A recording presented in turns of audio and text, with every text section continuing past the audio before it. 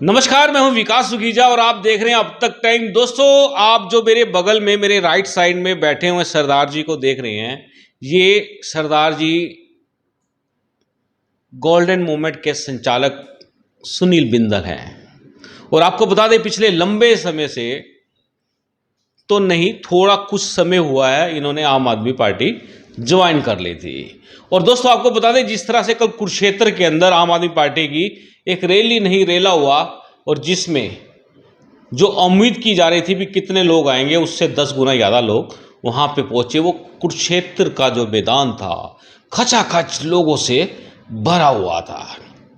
कड़ाके की गर्मी पड़ रही थी, इतनी तेज धूप थी कि लोगों ने कुर्सियां तक सिर पर रख ली, लेकिन उस रैली के मैदान को तब तक नहीं छोड़ा जब तक उन्होंने पार्टी के संचालक दिल्ली के मुख्यमंत्री अरविंद केजरीवाल का भाषण नहीं सुन लिया।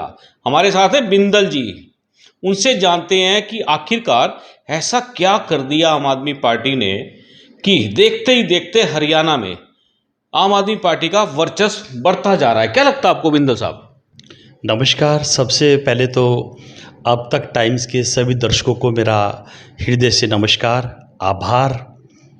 रैली के विषय में मैं आपको बताना चाहूँगा। रैली से एक दिन पहले शाम को जिस तरीके का तूफ़ान आया, हमारे विरोधियों के हृदय में लड्डू फूट रहे थे कि शायद ये रैली शायद प्रभावित होगी, शायद ये रैली हो ना पाए, या रैली को जो सफलता मिलनी चाहिए वो सफलता नहीं मिलेगी। पर ऐसा होना ही नहीं पाया। हमारे जितने भी कर्मठ कार्यकर्ता थे, उन्होंने रातों रात उस रैली स्थल को एक भव्य स्थान के रूप में परिवर्तित कर दिया। और एक ये जो रैली हुई है, ये अभूतपूर्व रैली हुई है। और मैं नहीं कह रहा, ये पूरे प्रदेश में चर्चा है इस रैली की। लगभग 1 लाख से ज़्यादा लोग इस रैली में आए। बहुत सारे लोग तो लेफ़्ट राइट सड़कों पर रह गए, क्योंकि जगह जगह जाम लगे हुए थे और 1 लाख से ज़्यादा लोग कुरुक्षेत्र पहुँचे। बिंदल साहब, लोग पहुँचे, समय से पहले पहुँचे, लगभग 3-4 घंटे पार्टी के नेता अरविंद केजरीवाल का इंतज़ार करते रहे। और केजरीवाल जी कहाँ फंसे रहे, कहाँ रहे, देरी से क्यों पहुँचे? ऐसे सर, पहले दिन आंधी तूफान की वजह से जगह जगह जाम लगे हुए थे। और ये एक बड़ी स्वाभाविक सी बात है, जब किसी ओपोजिशन की रैली होती है और वो रूलिंग पार्टी वाले स्टेट में आता है, थोड़ी बहुत रुकावट तो पैदा भी की जाती है। चाहे वो हमारे मुख्यमंत्री जी के लिए लगा लीजिए, चाहे हमारे कार्यकर्ताओं के लिए लगा लीजिए, थोड़ा बहुत ट्रैफिक जाम तो अनावश्यक रूप से क्रिएट भी कर दिया जाता है। कल एक ट्रैफिक जैम की भी बहुत बड़ी समस्या थी, जिसकी वजह से माननीय मुख्यमंत्री जी थोड़ा सा आने में देरी हुई। जाम कैसे लगा? काफ़ी जाम था, हाईवे भी पूरा जाम था, यानी कि कुरुक्षेत्र के चारों तरफ से अगर हम देखें तो चारों तरफ जाम था। चक्कर क्या था? मैं आपको बता दूं, इस रैली को लेकर जनता में अति उत्साह था और शायद इसी वजह से ही कुरुक्षेत्र और आसपास के इलाकों में बहुत ज़्यादा संख्या वाहनों की होने की वजह से और बहुत ज़्यादा भीड़ होने की वजह से जाम की स्थिति उत्पन्न हो गई थी। तो बिंदल साहब, काफ़ी लोग थे वहाँ पर और तब तक डरे रहे जब तक अरविंद केजरीवाल जी का भाषण चलता रहा। क्या लगता है आपको, कल का जो कार्यक्रम हुआ है, अब बदलेगा हरियाणा? क्या लगता है अब आपको, हरियाणा बदलेगा या नहीं बदलेगा? डेफिनेटली अब हरियाणा बदलेगा और हरियाणा में भी अब केजरीवाल सरकार आएगी। देखिए, मैं आपको बताता हूँ, हरियाणा में लोगों ने INLD को भी देख लिया, कांग्रेस को भी देख लिया, भाजपा को भी देख लिया। अब हरियाणा में एक ही विकल्प है, वो है आम आदमी पार्टी। हमने जो दिल्ली में कहा वो हमने कर दिखाया। हमारी जो पंजाब की अभी जो अभूतपूर्व सफलता है, उससे जो हमारे हरियाणा के जो कार्यकर्ता हैं वो अति उत्साहित हैं। जो काम हमने दिल्ली में किया, जो कार्य अब हम पंजाब में करने जा रहे हैं, जो हमने दिल्ली में भ्रष्टाचार के मामले में किया, जो शिक्षा के क्षेत्र में किया, जो चिकित्सा के क्षेत्र में किया, जो अराजकता के क्षेत्र में किया, जो लाल फीताशाही के क्षेत्र में किया, जो 24 घंटे बिजली पानी की सुविधा हमने दी, और जो अनधिकृत कॉलोनियाँ हैं उनके विषय में जो हमने कार्य किया वो कार्य बहुत सराहनीय है।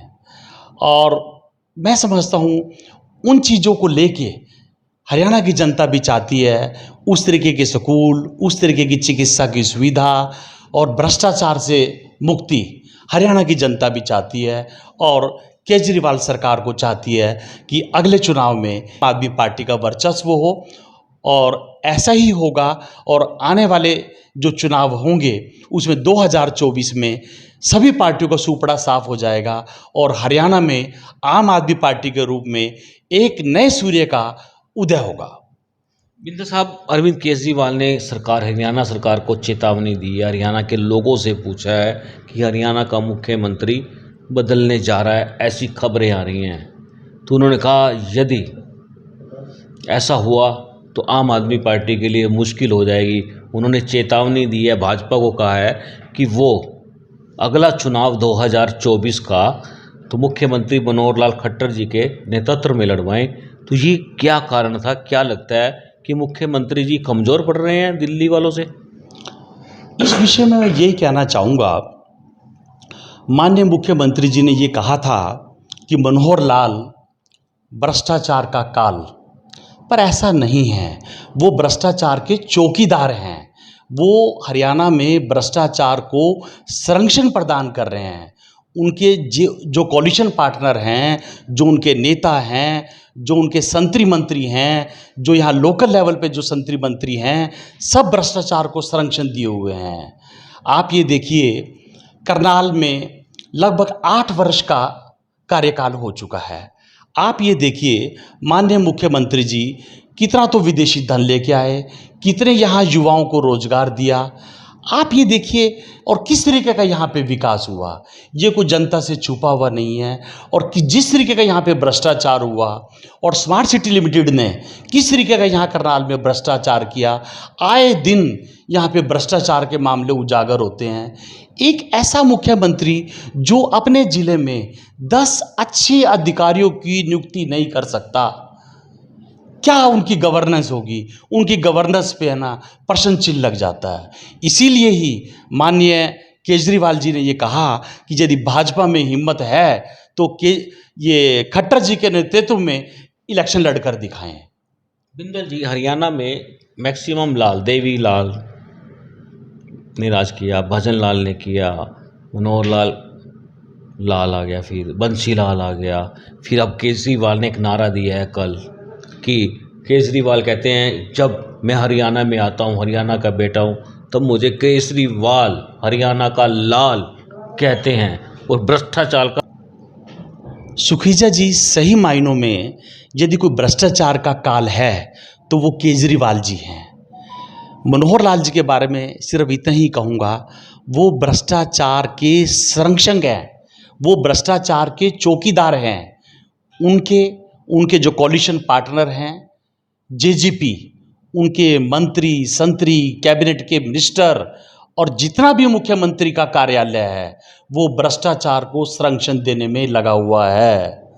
जितना भी अधिकारियों के जरिए पैसा इकट्ठा होता है, उसके तार माननीय मुख्यमंत्री जी के कार्यालय से जुड़े हुए हैं। यदि कोई भी व्यक्ति, कोई भी मुख्यमंत्री यदि ये कहता है कि मैं ईमानदार हूँ, तो सर परिंदा भी पर नहीं मार सकता। किसी अधिकारी की क्या हिम्मत है कि वो भ्रष्टाचार में लिप्त पाया जाए। इससे ये साफ पता चलता है मुख्यमंत्री जी और उनके साथी और उनके संतरी मंत्री और जो उनके कोalition पार्टनर हैं, वो भ्रष्टाचार में डूबे हुए हैं, भ्रष्टाचार में नहाए हुए हैं, भ्रष्टाचार में लिप्त हैं और दोनों हाथों से सरकार को, जनता को लूट रहे हैं। इनको पता लग गया है कि इनके 2 साल बचे हैं, इन्होंने दोबारा आना नहीं है। ये साठगांठ की सरकार है, ये सिर्फ सत्ता सुख भोगने के लिए आए हैं। ये अपॉर्चुनिस्ट हैं, ये अवसरवादी हैं। आपने ये देखा कि भाजपा को पूरी मेजॉरिटी नहीं मिली। भाजपा जो है इस समय जो निर्दलीय एमएलए हैं और जो चौटाला साहब जीजेपी से आते हैं, उनकी बैसाखियों पे चल रहे हैं। ये चाहते हैं कि जितना हरियाणा को लूट सके तो लूट लो। तो आप कहते हैं कि ये जाने वाले हैं, हम कहते हैं ये वापस आने वाले हैं। क्या लगता है ये क्या खेल जो राजनीति का चल रहा है हरियाणा के अंदर, कुछ भी हो सकता है? सर कुछ नहीं होने वाला, सिर्फ इनके जाने का वक्त आ गया है और ये जाएंगे ही। आप ये देखिए कि इस समय जेजेपी और भाजपा में 36 का आंकड़ा है। आप निकाय चुनाव में देख लीजिए, भाजपा ने जेजेपी के साथ मना कर दिया है, वो जेजेपी के साथ मिलकर चुनाव नहीं लड़ेंगे। इससे पता चलता है कि भाजपा और जेजेपी में 36 का आंकड़ा चल रहा है। भाजपा तो पहली अल्पमत में है। आप ये देखिए कि 2019 में लोगों ने भाजपा को नकार दिया और ये उस वक्त की बात है जब भाजपा कहती थी 75 पार। उस समय लोगों ने उनको नकार दिया।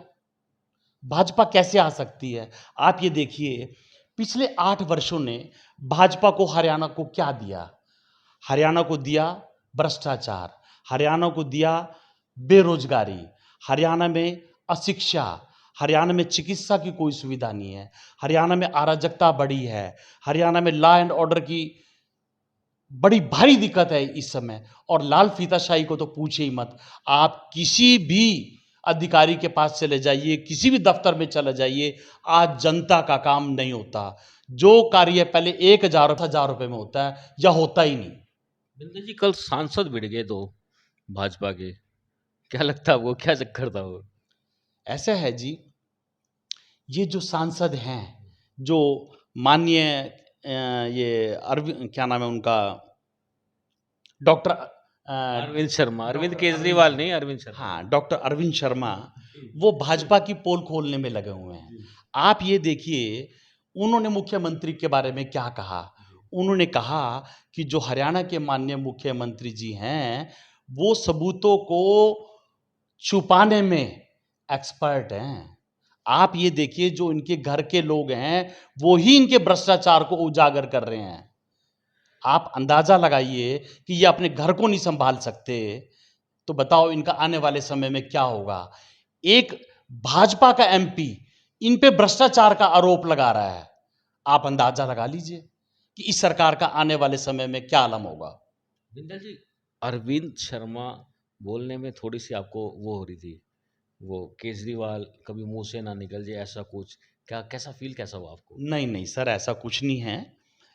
मैं अरविंद शर्मा जी के बारे में ही बताना चाहता था। अरविंद शर्मा और अरविंद केजरीवाल जी में जमीन आसमान का अंतर है। बिल्कुल दोस्तों, आपको बता दें ये थे हमारे साथ सुनील बिंदल, और जिस तरह से प्रहार कर रहे थे वो आप सुन रहे हैं। रैली कितनी सफल रही, आपको क्या लगता है?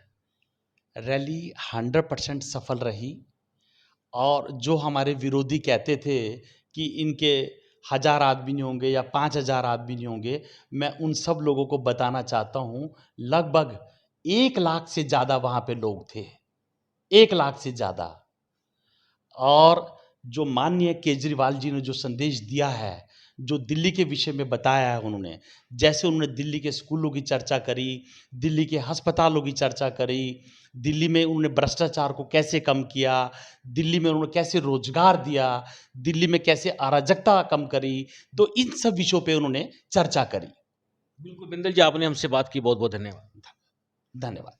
बिल्कुल दोस्तों, आपको बता देते हैं आखिरकार चल क्या रहा है हरियाणा के अंदर। आपको बताना चाहूंगा कि पंजाब में आम आदमी पार्टी की सरकार बन चुकी है, दिल्ली में पहले से थी और बीच में फंस गया Haryana.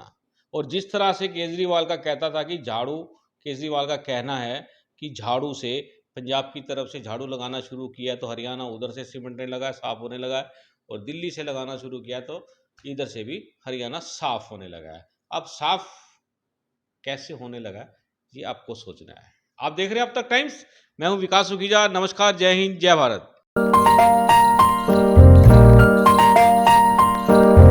This is important for you and your loved ones. Choose a policy today from Star Health Insurance.